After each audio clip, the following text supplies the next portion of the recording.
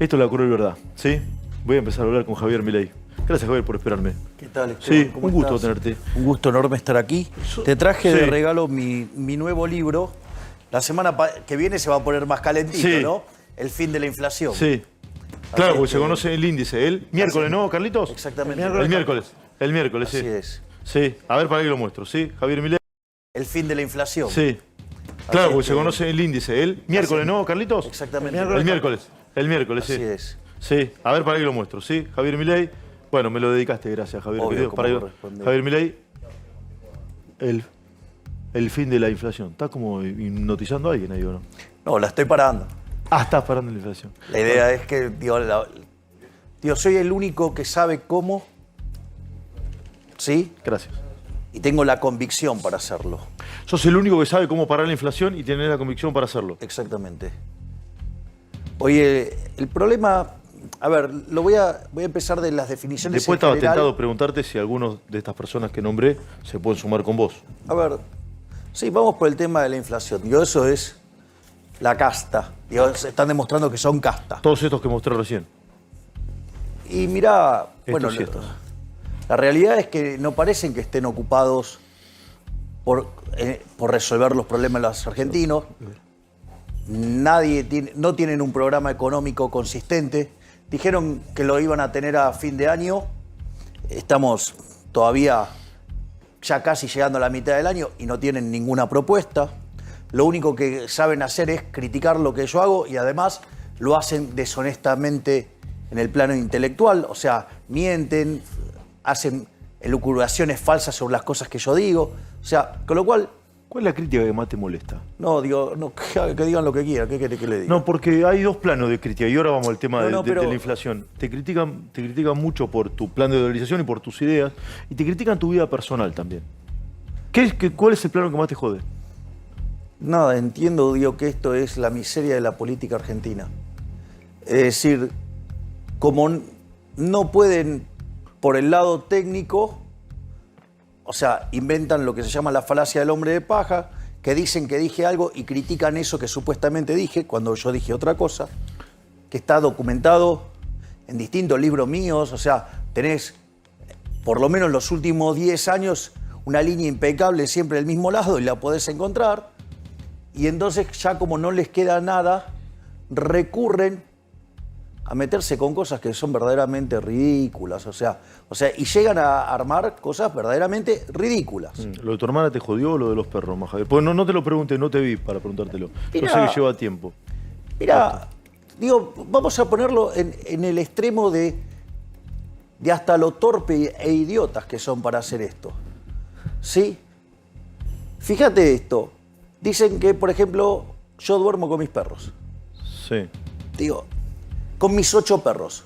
Bueno, primero los datos, ¿no? Son No tengo cuatro, 8 ¿no? perros, Son tengo 4. 5. Ah, 5, ok. O sea, está Conan y sus hijitos, que son Murray, Milton, Robert y Lucas. O sea, todo nombre de economista, Sí, mis claro. nietitos. Pero no solo eso. Yo tengo mastines ingleses. Para que te des una idea, un mastín inglés en el tamaño estándar mide 80 centímetros a la cruz. Conan mide 1 metro a la cruz. O sea, está 25% excedido del estándar de su raza.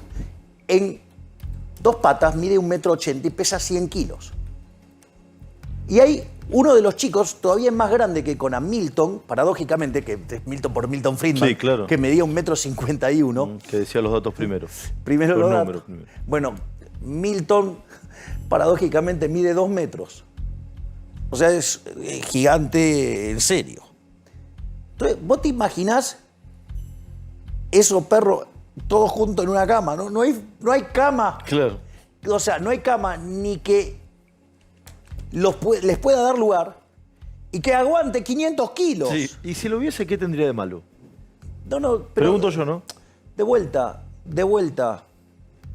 Pero lo que digo es que desde la usina de operetas que funciona, sí, en Uspallata, digamos, o sea, a cargo del siniestro, que tiene equipos para ensuciar gente, por lo menos digo que hagan más o menos la cosa de manera razonable, creíble. Llega, digo, a cosas desopilantes.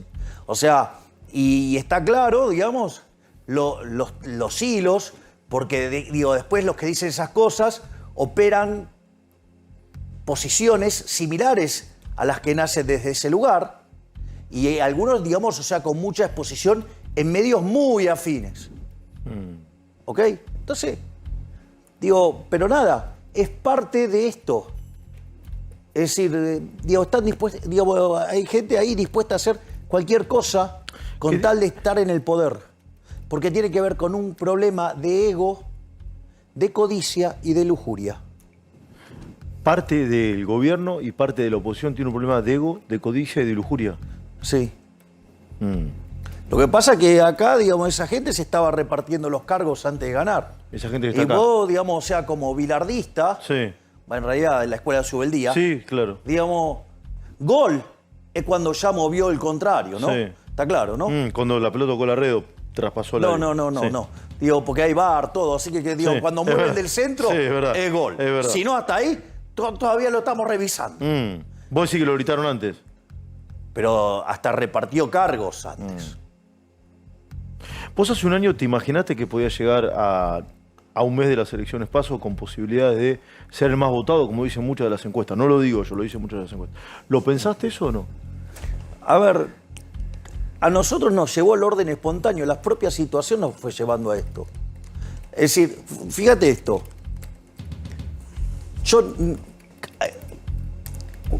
Si yo me parara hace 3 años acá y yo te preguntara, ¿vos me ves chance a mí de meterme en política? 4 años. Ninguna. Te voy a contar algo. Nosotros fuimos a festejar un fin de año a New York City, todos los liberales, Sí. y que Esper se lanzaba a la presidencia. El boliche acá en la Ciudad de Buenos Aires. Sí, exactamente. Digo, pero tiene la Estatua de la Libertad, o sea, para nosotros tiene todo un valor Sí. especial. Entonces, yo recuerdo que vino nuestro máximo prócer del liberalismo de todos los tiempos, Alberto Venegas Lynch, hijo, y me dijo, usted no se va a meter en política, mire que lo necesitamos dando la batalla de este lado. Y dije, profe, ni se preocupe, o sea, yo no tengo ni el más mínimo interés de meterme en ¿Año? esto. Y eso antes de la elección del 19. Ahora, ¿qué es lo que pasa? Cuando vienen las PASO y saca ese número tremendo Expert. Alberto Fernández. Alberto Fernández. Digo, yo miraba los canales, no podía creer lo que había visto. O sea, aparte con la diferencia enorme sobre Macri, ¿no? 14 puntos, ¿no? Chicos, 14 puntos en las 15. PASO. 15. Entonces, sí, entonces Después 7. yo me acuerdo que me estoy haciendo zapping, eran como las 3 de la mañana, y aparece un pseudo economista que usa rótulo economista, pero no es economista. ¿Quién es? No importa, no viene al caso. Aparece en Crónica llamando a la censura de los economistas liberales y todo. Y después veo que esa persona estaba muy, muy cerca de Leandro Santoro. Entonces eso para mí fue una luz de alerta. Y después apareció Leandro Santoro pidiendo la censura de mi persona directamente, de modo abierto. Digo, lo hace de manera cobarde en un programa, en un mano a mano con Fontevecchia. Directamente Sensi Cohen lo dice abiertamente. Vos no eras candidato en ese momento. No, no era nada. No estabas- O sea, yo estaba en Economista. la batalla cultural. Y entonces dije, me huele a que esto está poniendo en jaque la batalla cultural. ¿Y qué es lo que hice? Me metí en política. Bueno, cuando arranqué en política, ¿Fue luego de un encuentro con Patricia Bullrich o no? ¿O nada que ver? no, No. fue en otro momento. Fue en otro momento. Ok. Entonces, en ese contexto, sí, ¿qué fue lo primero que me dijeron? Que los liberales éramos simpáticos, pero no teníamos votos. Fenómeno barrial. No, eso vino Vino después. después. Después nos dijeron que en realidad no íbamos a poder formar partido. Formamos partido. Fue, digamos, lo que se conoce como la alianza que es La Libertad Avanza. Después de eso nos dijeron que no íbamos a poder pasar las PASO. Después nos dijeron que no íbamos a poder ganarle el voto en blanco. Después nos dijeron que no íbamos ni siquiera poder competir con la izquierda, que la izquierda nos goleaba. Y es más, el propio día de la elección, Los boca de urna que hizo circular Juntos por el Cambio desde temprano a la mañana, decían que nos sacábamos 9%. Y que después, encima, después de las pasos nos íbamos a caer peor y que ni siquiera íbamos a conseguir un 6%. O sea, que con suerte lo único que íbamos a poder hacer en el mejor de los mundos era tener un legislador.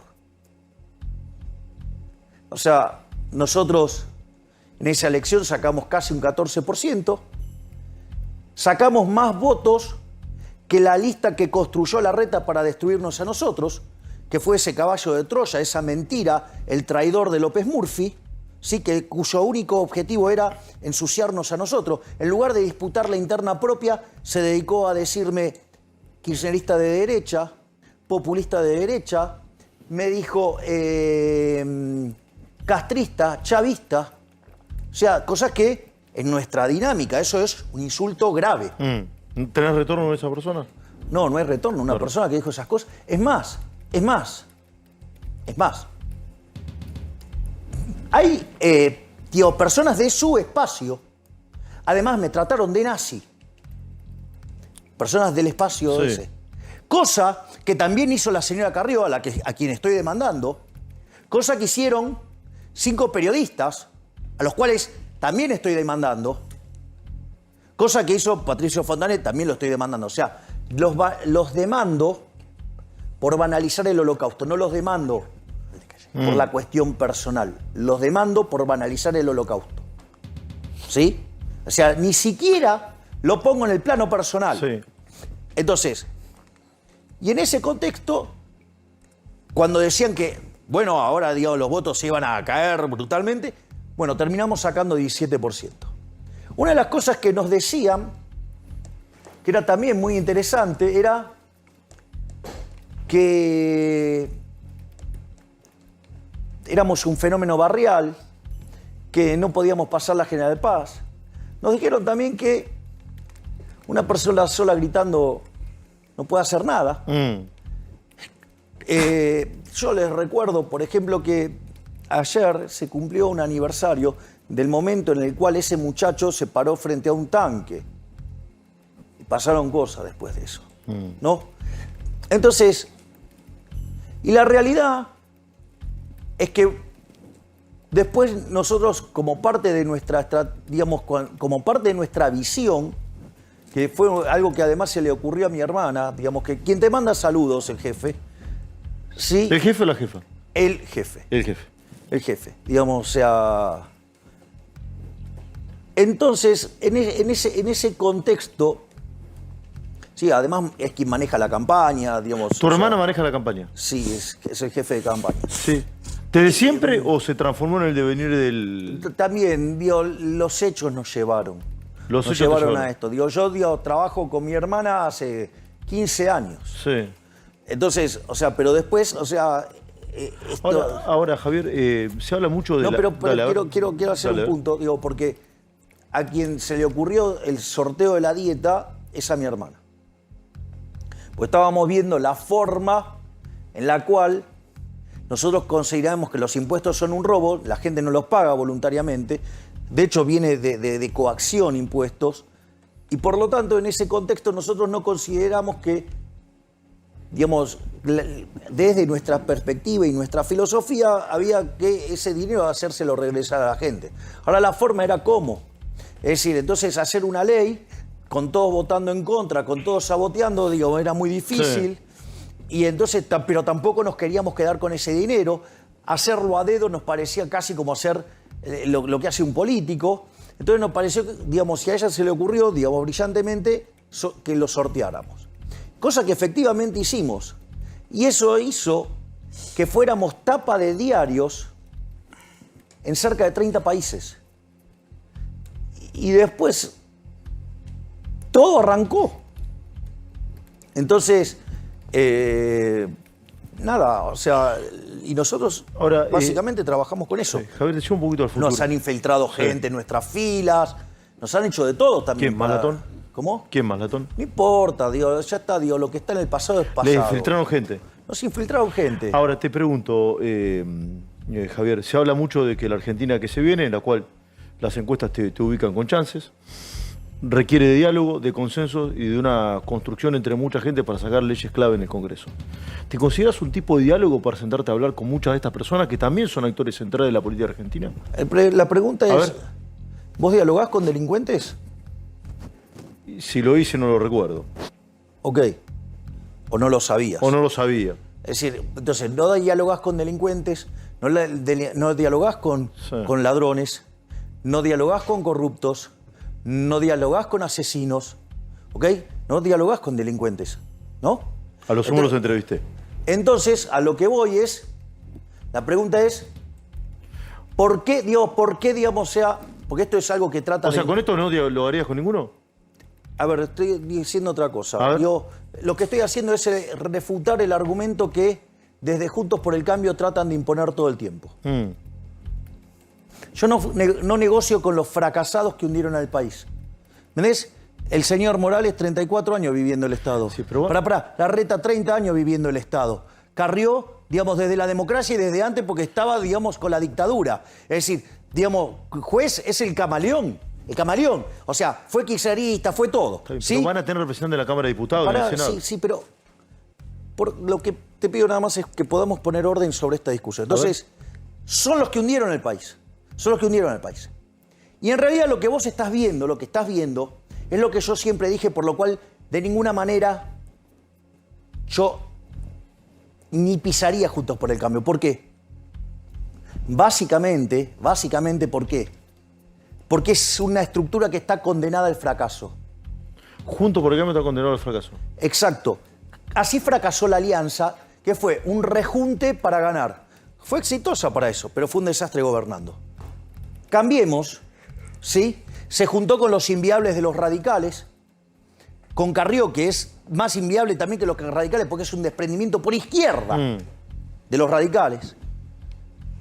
O sea, y las palomitas, los tibios, o sea, que son además kirchneristas de buenos modales, tienen las mismas ideas, pero creen que porque lo dicen bien y que, digamos, son más prolijos, o sea, es distinto. Y es la misma cosa. Mirá, por eso, digamos, es brillante el argumento. Mirá, el DIPI sintetizó el libro de Hayek, La fatal arrogancia, de una manera genial. ¿Sabes qué dijo? El problema no es el chef. El problema es la receta. Es decir, si vos vas a aplicar socialismo, digo, nos van a seguir hundiendo, como hace más de 100 años que nos hunden. Y te voy a decir más, Si el comunismo, ¿sí?, se hubiera aplicado de modo eficiente, no hubiera matado 150 millones de seres humanos, hubiera matado más.